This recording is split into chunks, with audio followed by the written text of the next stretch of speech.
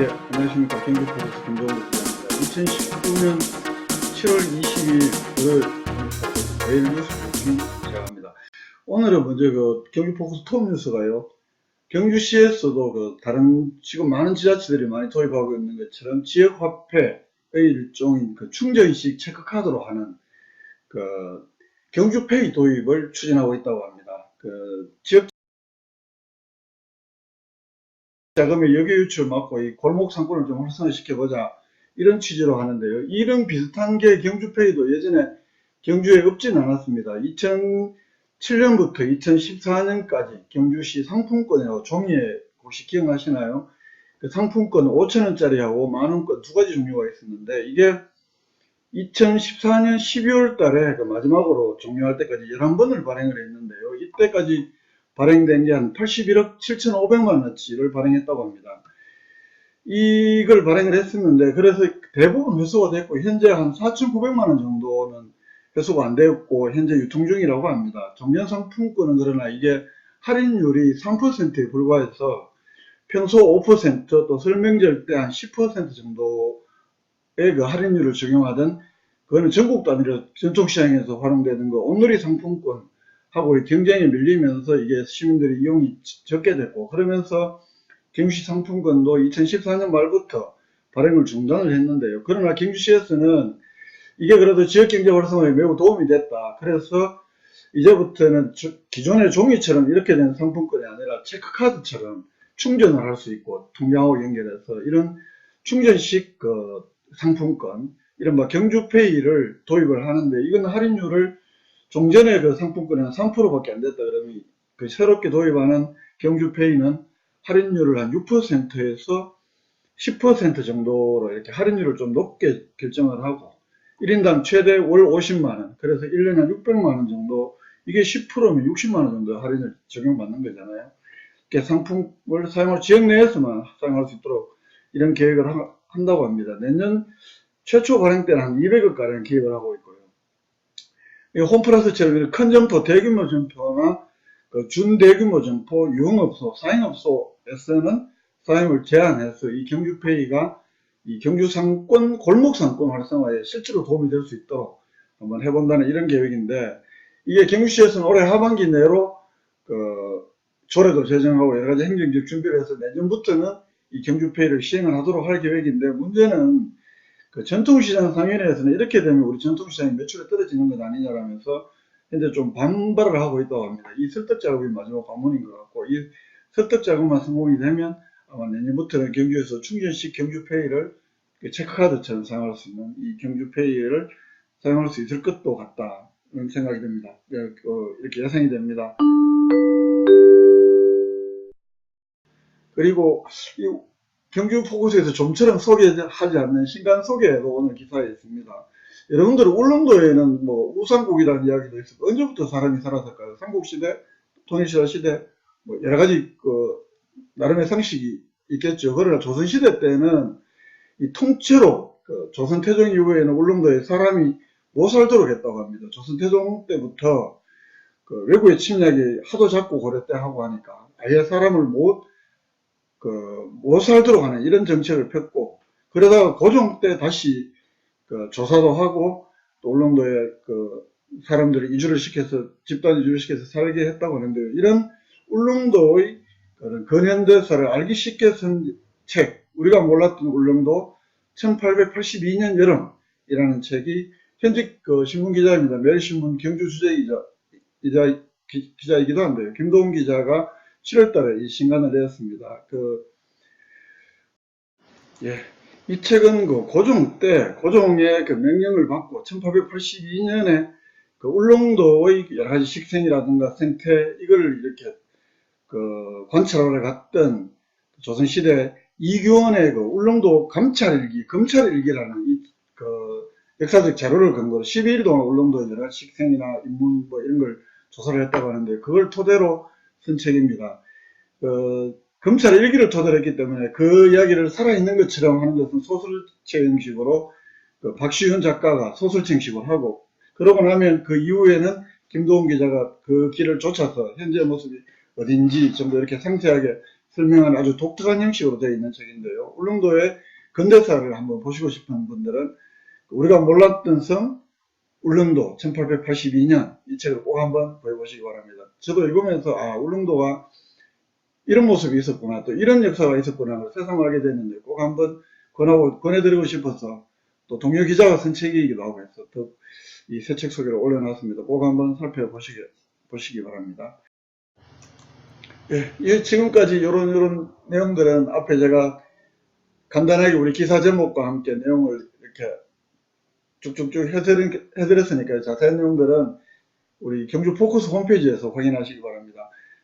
이어서 마지막 그 시간 경주 포커스의 눈으로 바라본 오늘 경주 이야기를 전해드릴까 합니다.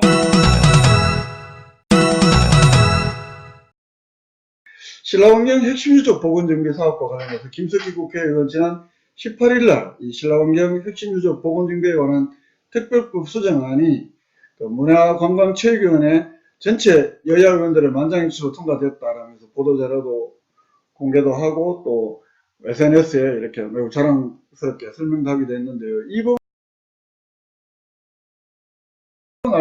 아시다시피 신라환경 핵심유적 보건정비 사업 8개 사업, 이거 2014년부터 2025년까지 12년 동안 국비 6,600억을 비롯해서 한 9,400억, 2014년부터 2015년까지 무려 한 1조 원 가량을 들여서 신라환경의 핵심유적 8개를 보건 정비하는 이런 사업이잖아요. 박근혜 정부 때 노무현 대통령 때 시작됐던 역사문화시 사업을 축소해서 8개 핵심유적 보건 정비 사업, 신라 역사문화 정비 사업이 환경에 좀 이렇게 가시로 성과가 너무 안 드러난다고 해서 좀 8개만 추려서 집중적으로 복원해보자 이런 사업인데요. 이 사업이 아시다시피 12년 동안 1조 가량 예산이 들면서 이거 뭐 예산이 이만큼 들기 때문에 경시 예산도 부담이 되고 해서 이걸 정부 예산으로 좀 확실하게 보장을 하자, 법적으로 뒷받침하자 이렇게 재정을 추진하게 된 것이 신라환경 핵심유적 보건정비에 관한 특별법 제정입니다. 이게 김석기 국회의원이 2017년에 전체 국회의원 181명의 동의를 받아서 대표 발의를 했고요. 그 당시에 보도자를 보면 당연히 법적, 재정적 안정성, 안전장치를 확보하기 위한 거다 이렇게 설명을 했습니다만 문광희 전체회를 통과한 18일에는 보도자를 내면서 신라환경 핵심유적 보건 정비를 위한 법적 근거 마련을 위한 것이다 라면서 이 재정적 안전장치를 일단 보도자료에서는 빼버렸습니다. 왜 그랬을까요? 저도 그렇듯이 김 의원은 특별회계 조항과 관련해서는 해당 조항을 특별회계를 설치한다는 조항을 삭제하는 대신에 보건사업 조항 내에 신라환경 보건사업을 명확히 명시함으로써 사업 수행의 근거를 확고히 마련하는 것으로 조정했다 이렇게 설명을 했는데 이걸 결국은 물론 뭐 수정안을 제가 법 조문 전체가 아직 국회 홈페이지에 떠 있지 않아서 확인을 못했는데 이 법이 처음 제정을 하려고 했던 목적 자체가 신라환경 핵심적 보건정비 사업에 필요한 여러가지 정부 예산을 안정적으로 마련하기 위한 법적 근거를 마련하기 위한 것이었는데 결국은 이 특별회계를 설치할 수 없다는 내용으로 수정이 됐으면 사실은 안고 없는 찐빵, 속된 말로 하면 알맹이가 빠졌을 가능성이 매우 큽니다. 왜 그러냐면 사실은 이 특별회계 설치에 대해서는 국회 자료를 봤더니 이 법에 관련해서 심의 자료를 봤더니 기획재정부가 처음 이 법 제정 때부터 처음 이 발의 때부터 반대한다는 입장이 국회 신문위원회 입으로 분명히 소개가 되어 있습니다.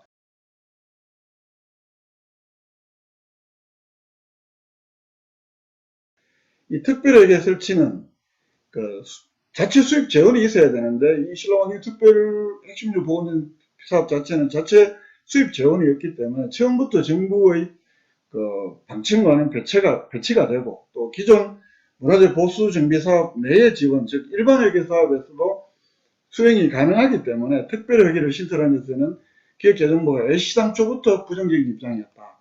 결국 국가에서 특정한 사업을 운영하고자 할 때 또는 특정한 자금을 보유해서 운영하고자 할 때 또는 특정한 세입으로 특정한 세출을 충당함으로써 일반 회계와 구분할 때는 이 특별회계를 법률로서 설치를 해야 되는데요. 그러려면 이 국가재정법을 개정하지 않고는 불가능합니다. 특별회계를 신설할 때는 그런 중장기적으로 안정적인 재원이 조달하거나 사업 추진이 가능하다는 등등의 특별회계 및 기금 신설에 관한 심사 국가재정법 제14조에 있듯이 이걸 해서 이 국가재정법에 그에 관한 특별회계를 설치할 수 있도록 해야 되는데 이 특별회계 조항을 설치 조항을 결국 기재부의 반대로 빼버렸다는 이야기는 이 법의 원래 취지 가운데 큰 기둥 법적 안전장치를 마련할지 몰라도 예산의 안정적 그 지원 근거 하나는 일반회계에서 잘 하기 어려우니까 특별회계를 하자 그랬던 건데 이게 결국 부처 반대로 못했다는 것은 이 법의 제정하려고 했던 취지의 큰 축 하나가 무너진 것으로 볼 수 있습니다. 결국은 수정안의 내용을 전부를 아직 보지 않아서 그 확실하게 뭐 100% 말씀 못 드리겠습니다. 현재까지 내용으로 보면 결국은 이 법이 제정된다고 해서 당초 취지대로 신라환경 핵심 유적 보건정비 사업의 안정적 재원 마련과는 좀 더 거리가 멀 가능성이 크다. 그래서 좀 더 김석기 국회의원 측의 좀 더 솔직한 설명이 필요하지 않을까. 물론 앞으로 법사위 통과되는 과정도 물론 남아 있기도 합니다만 그렇게 보이고요. 물론 그렇지 않으면 또 경기보고서 취재를 해야 될 부분이기도 하고요. 또 당초에 이 법이 올라왔을 때부터 그 국회 전문위원실에서 걱정했던 것 중에 하나는 신라홍역 핵심유적 보건정비 사업에 관한 특별법하고 거의 유사한 내용이 그 공주권에 부여 공주권에 있는 정진석 국회의원이 대표 발의한 백제왕도 핵심유적 보존 관리에 관한 특별법안이 비슷한 시기에 그러니까 2017년 5월달에 맨 국회에 현재 계류되어 있습니다. 전체 회의에 현재 계류되어 있는 상황이고요. 그렇기 때문에 이 신라홍의 또 당시에도 신라홍의 핵심유적 보건정비에 소요되는 어떤 대규모 예산을 볼 때는 그 체계적으로 또 계획적으로 추진하기 위해서는 이 개별법과 뭐 별개로 어떤 특별법도 필요하다 뭐 이런 이야기도 있지만 또 한편에서는 부정적인 입장에서는 이 신라환경 핵심유적 보건정비지구의 경우에는 보도보존 및 육성에 관한 특별법의 4개 고도 중에 부여, 익산, 경주, 공주 이 4개 고도 중에서 경주 고도지구와 대부분 중첩되기 때문에 별도의 특별법 형식보다는 그 고도보존 및 육성에 관한 특별법을 보완하는 것이 합리적이다. 이런 지적이 이 법 처음 발의 때부터 있었고요.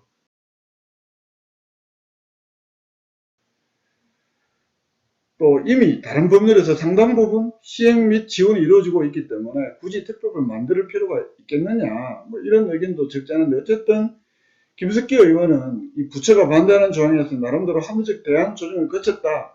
이렇게 그저께 18일 보도자료에서 설명을 하고 있습니다만 이 국가재정법을 개정하지도 못했고 또 그리고 원래 가장 큰 줄기인 신라환경 핵심유적 보건정비 사업을 안정적으로 추진하기 위한 이 특별회계 설치 이것이 지금 문재인 정부가 반대하는 것이 아니라 박근혜 정부 때부터 이 법률이 처음 발의됐을 때부터도 또 그 이전부터도 기획재정부 입장에서는 이 법률을 꾸준히 반대하고 있었는데 결국은 이 기획재정부를 설득하는 데는 현재까지는 실패했는 것 아니냐 이런 생각이 듭니다. 물론 법사위 통과되고 앞으로 그 수정안의 법조문 내용을 구체적으로 살펴봐야 되겠습니다만 현재까지 어떤 진행 과정을 보면 가장 핵심적 내용이 하나 빠진 채 이름만 신라환경 핵심적 보건정비 특별법이 제정될 가능성도 커 보인다라는 게 오늘 경주포커스가 바라본 그 시각이었습니다. 예.